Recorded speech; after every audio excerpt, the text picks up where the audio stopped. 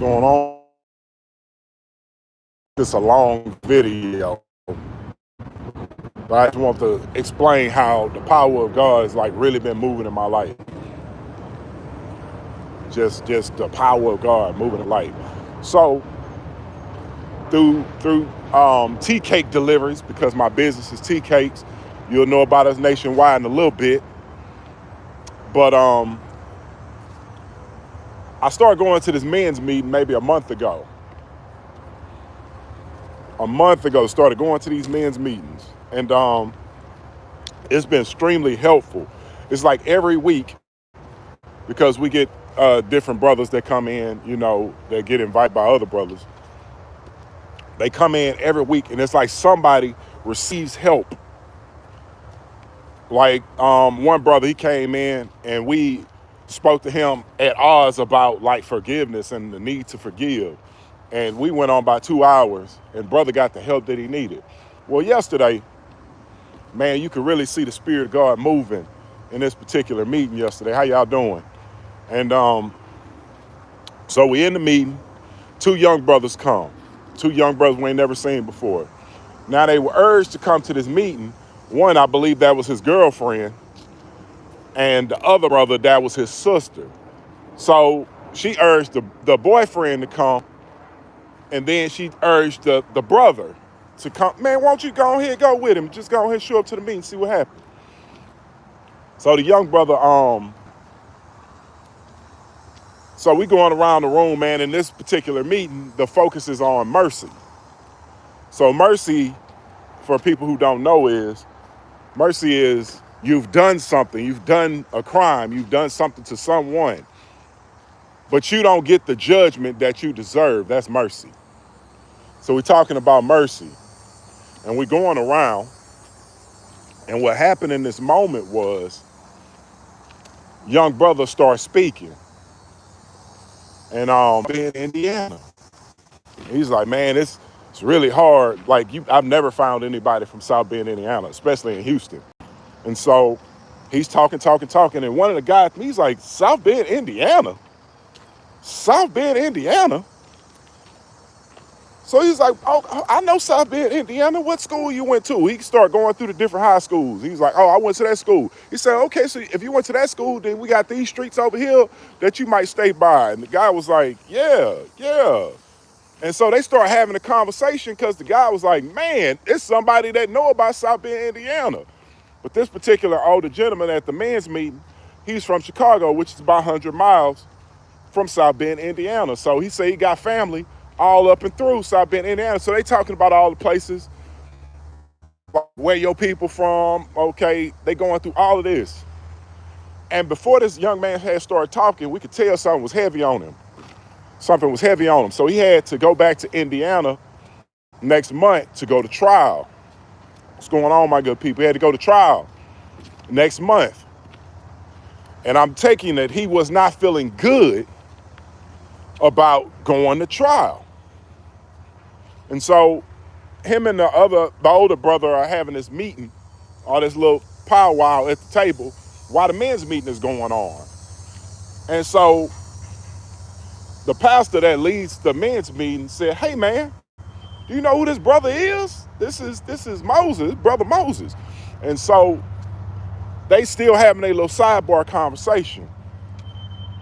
And so, one of the brothers, man, started really giving the brother some deep spiritual knowledge. And deep spiritual knowledge may seem easy sometimes. Like people say it, they be like, oh yeah, that's easy, that's basic. It's basic, but it's hard at the same time to follow these spiritual principles. So the brother say he has some trouble. He got to go back to Indiana.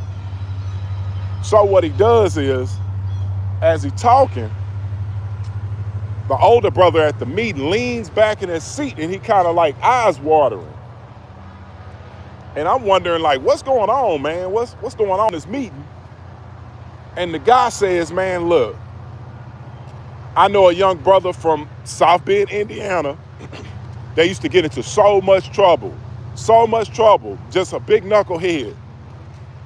And he said, that young man got out of jail a couple years back and said he wanted me to help him change his life around.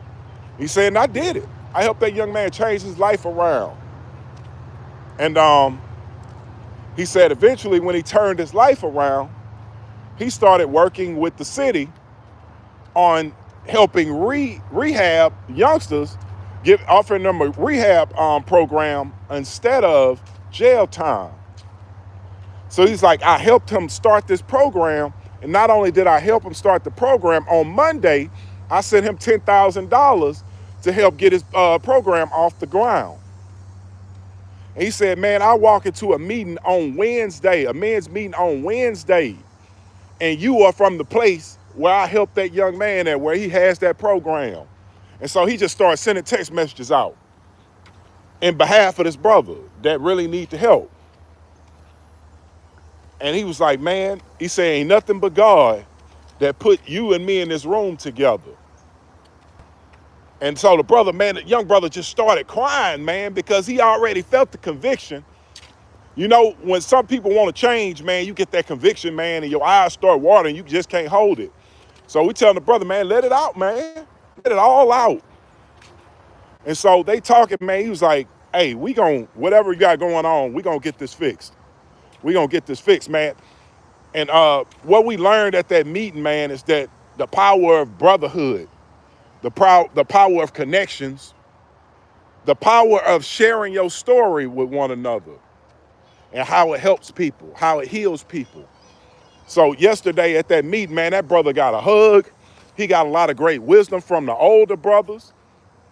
And he actually got some connections. So when he go back to his trial next month, hopefully he'll be getting some good news about getting ushered into a rehab program.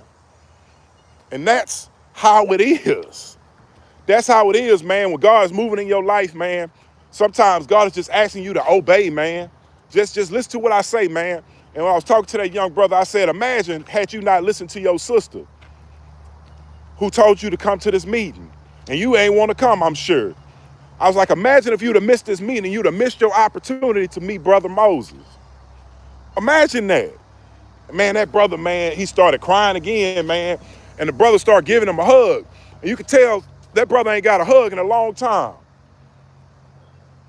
Especially not a man hug, man, a man that really appreciates you, a man that really want to see the best for you. You can tell that brother hadn't got a hug in a long time. And this is the power of brothers coming together, using the Holy Spirit, using their will, using their connections, and using the wisdom that they've gotten through the years, man, to help. And them young brothers came to that meeting yesterday, man, and they got something valuable. But one brother got something so valuable that it might save his life for whatever he had done. And that was what happened at the men's meeting last night, man. I just really wanted to share that because I thought it was important that we share the value of brotherhood and having great mentors, or better mentors that we've already had before.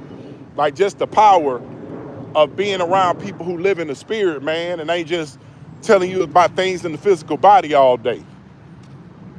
So last night, man, it was extremely powerful, man. Like we shed some tears last night because we don't believe in coincidences. God puts people together, man, for certain reasons, and we don't know why. We don't know why. But what we can do is, with whatever we do have, we can give it to the youth. We can give it to other brothers who might be seeking this particular, love. And I appreciated it last night, man. All the brothers, man, y'all did y'all thing last night, man. I feel like we really helped somebody yesterday get the help that they needed, get a resource that they probably didn't have. And so I just want to talk about that men's meeting last night. Peace out, my good people.